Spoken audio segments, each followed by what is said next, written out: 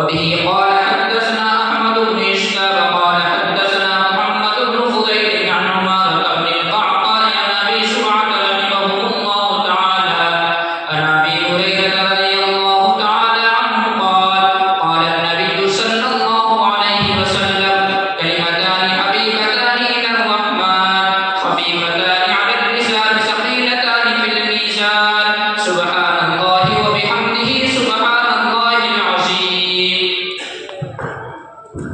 بسم الله الرحمن الرحيم.